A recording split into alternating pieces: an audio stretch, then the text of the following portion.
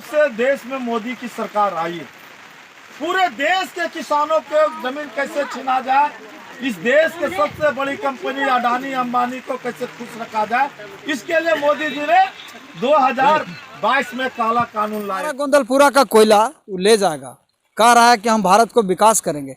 गोंदलपुरा कोयला लगेगा, गोडा में जाके डंप करेगा और वहां से बिजली पैदा करेगा और देगा बांग्लादेश को। क्या बांग्लादेश ये भारत देश में आता है? ये सरकार से हम पूछना चाहते हैं, बांग्लादेश हमारा भारत देश में है क्या? ये विकास करेगा हमारा? ये तो विनाश करेगा।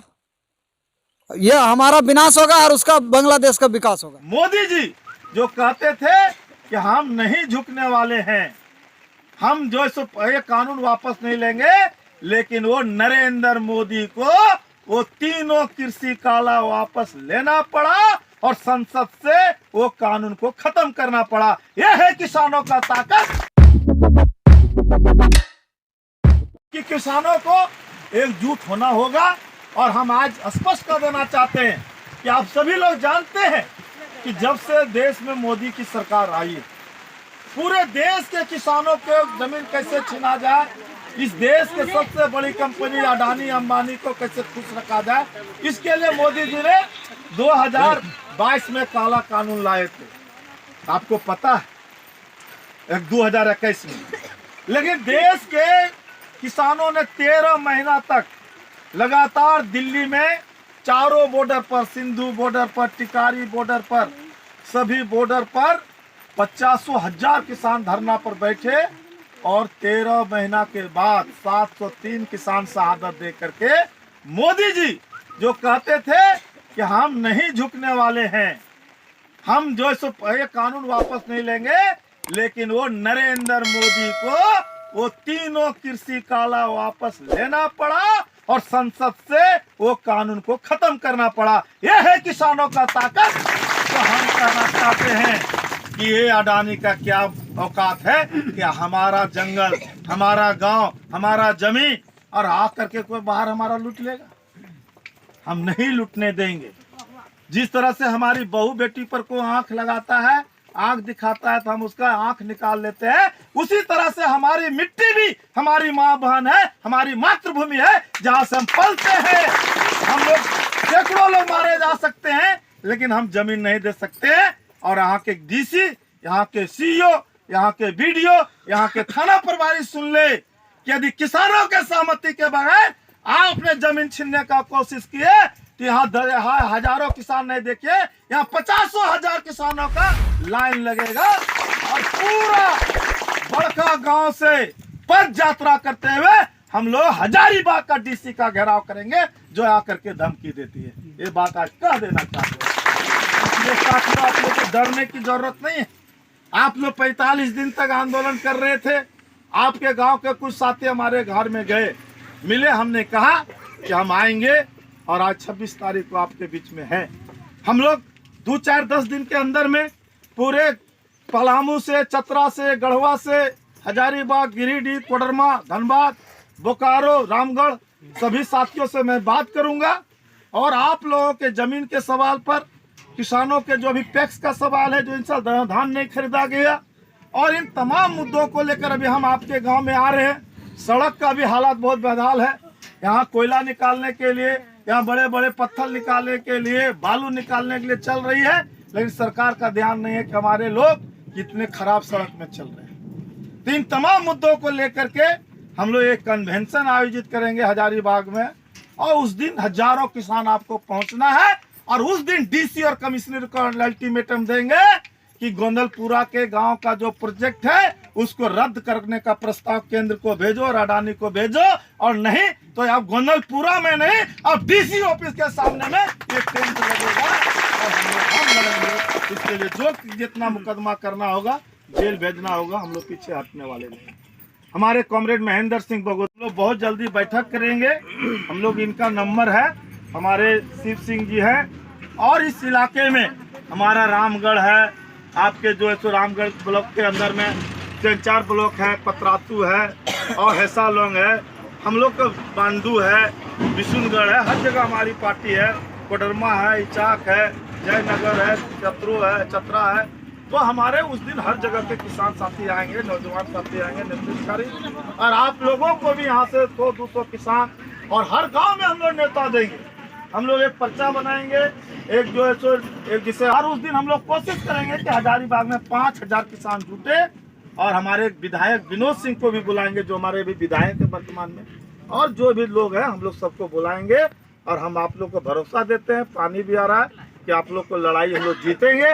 और जब भी 12 बजे रात भी जरूरत होगा तो हम आपके साथ खड़ा है। इंकलाब जिंदाबाद, गोदलपुरा के जमीन को छीनने का अडानी कोशिश करना बंद करो।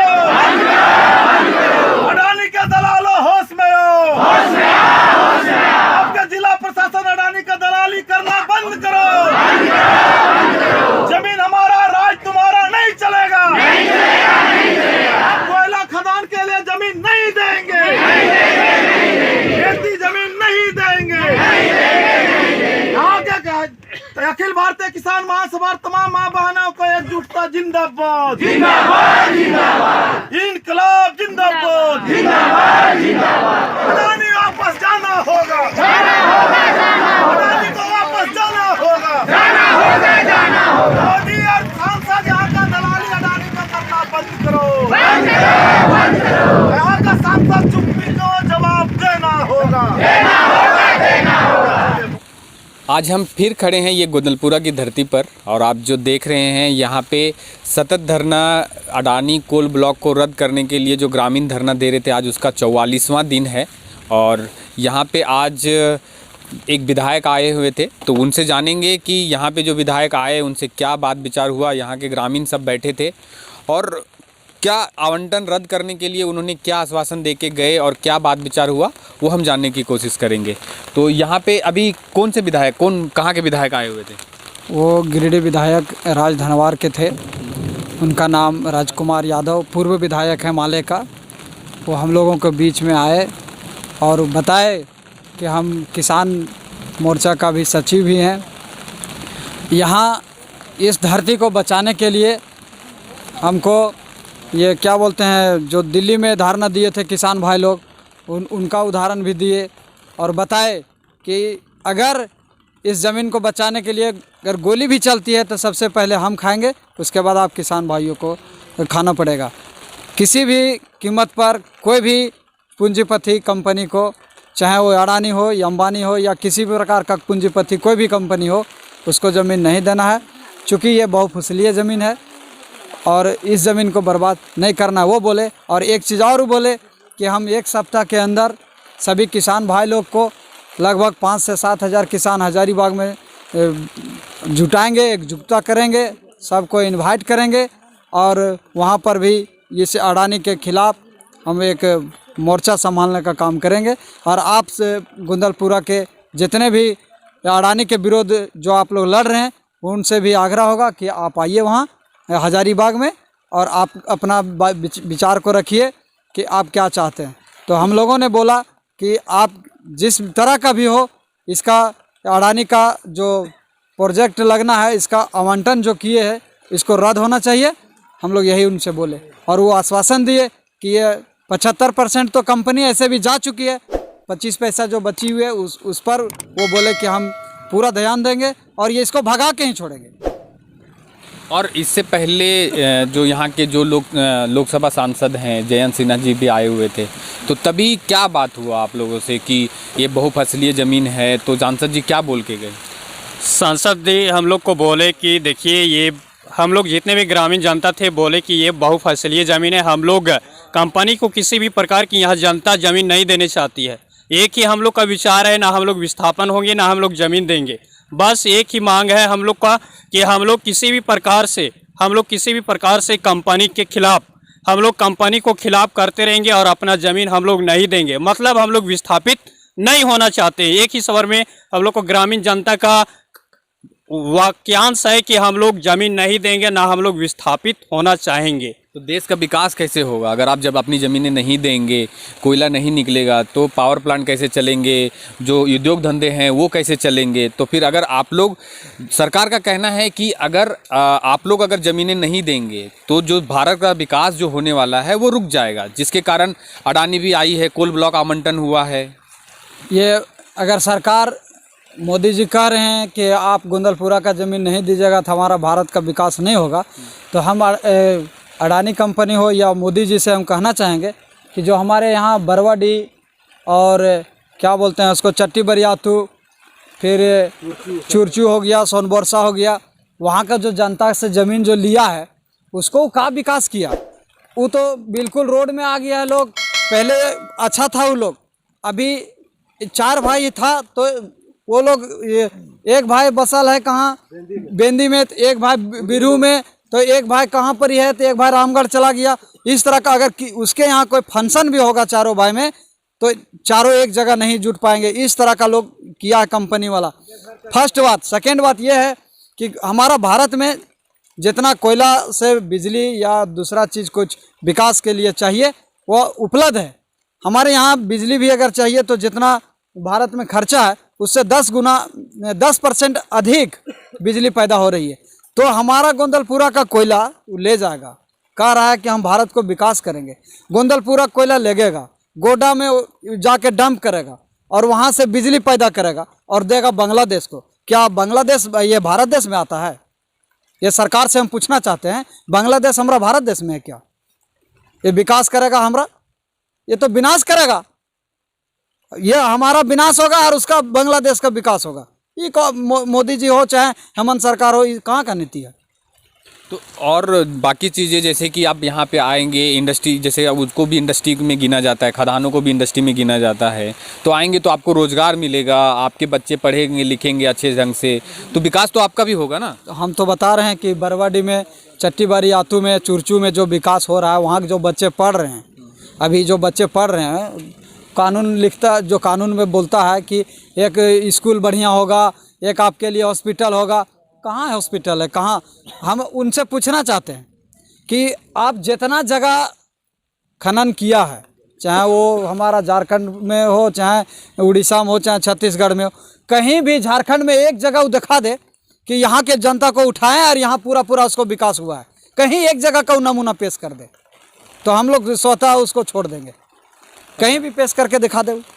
अच्छा, अभी जो यहाँ के जो स्थानीय विधायक हैं, ये स्थानीय विधायक अभी तक आपका 45 दिन हो गया, अभी तक यहाँ पे आए नहीं हैं, तो उनसे कुछ बात विचार चल रहा है कि वो यहाँ पे आएंगे, आपके धरना को समर्थन देंगे, या फिर कुछ हुआ है या नहीं हुआ? हाँ, एक दिन बात हुई थी विधायक जी से भी, हम लोग उनका आवास में गए थे, तो उनसे बातचीत काफ़ी 1 घंटा लगभग किए, तो बोली कि हम आपका बात को लेकर के हेमंत सरकार तक जाएंगे। क्या उनका विचार है ये तो हम नहीं बता सकते, अंदर की विचार तो कोई बता नहीं सकता, लेकिन हम लोगों के बीच में वो बोले विधायक जी कि हम लोग जो हैं हम जा रहे हैं तो ये सरकार में हम बात उठाएंगे कि आपका गोंदलपुरा का जो लीज है अडानी का, उसको रद्द करने का मांग हम करेंगे। चलिए, आप लोग क्या बोलना चाहेंगे? आप लोग नौजवान हैं, आप लोग क्या चाहते हैं कि जिस तरह से सरकार अगर ये कोल ब्लॉक आवंटन की है अडानी को, तो आप लोग क्या चाहते हैं? हम लोग तो यही कहना चाहते हैं कि अभी तो 44 दिन हुआ है, चाहे 365 दिन या 66 दिन बैठना पड़े हम लोग को, कि ये कोल जो गोंदलपुरा कोल खनन परियोजना है आवंटन हुआ उसको रद्द करवा रहेंगे। सरकार से हम लोग यही मांग कर रहे हैं। और विकास की बात जो बोलती है कि कोयले से वो बिजली तैयार होती है, कोयला से नहीं होता है यार। पवन ऊर्जा हो गया, सौर ऊर्जा हो गया, जल चक्र हो गया, ये जल चक्र हो गया, इस सबसे बिजली नहीं पैदा होगा। लगाया है अडानी ने सोलर पावर प्लांट भी बहुत बड़ा लगाया है, भारत का सबसे बड़ा सोलर पावर प्लांट ही अडानी का भी है। तो इसको और बड़ा कीजिए ना, इसको और बड़ा कीजिए, कहाँ वहाँ विस्थापित कीजिएगा और जनता को परेशान कीजिएगा। चलिए, आप क्या बोलेंगे कि मतलब जिस हिसाब से अभी आप लोग यहाँ चल रहे हैं कि सब नेता लोग आ रहे हैं यहाँ पे, आप लोग से मिल रहे हैं, तो इसका कुछ सलूशन निकलेगा कि सिर्फ नेता आएंगे यहाँ पे भाषण देंगे और चले जाएंगे? तो जैसे जैसे नेता आएंगे वैसे वैसे आपका दिन बढ़ते जाएगा, तो सिर्फ दिन गिनने के लिए नेता आ रहे हैं कि कुछ होगा धरातल पे? नहीं, धरातल पर भी होगा। जितने भी नेता लोग आ रहे हैं यहाँ पे, उन लोग को आने से हम लोग को भी हौसला बढ़ रहा है और उन लोग कुछ न कुछ आगे तो करेंगे। आप देखिए, हजारीबाग में एक बहुत बड़ा आंदोलन होने जा रहा है और अडानी को जब तक गोंदलपुरा का आवंटन रद्द नहीं होगा तब तक ये आंदोलन चलता रहेगा और नेता लोग को भी आना जाना चलता रहेगा। और हम लोग का एक ही मांग है कि जितना जल्दी हो सके अडानी कंपनी का जो आवंटन गोंदलपुरा किया गया है उसको रद्द किया जाए और हम तो यही कहना चाहते हैं कि गोंदलपुरा का जो बहुफसला जमीन है, यहाँ का जो नदी है, यहाँ का जो जंगल झाड़ है, उसे उजाड़ना बंद करे सरकार। ये हम लोग कभी बर्दाश्त नहीं करेंगे जब तक ये लीज रद्द नहीं होता है। Sponsored by Shriya Store.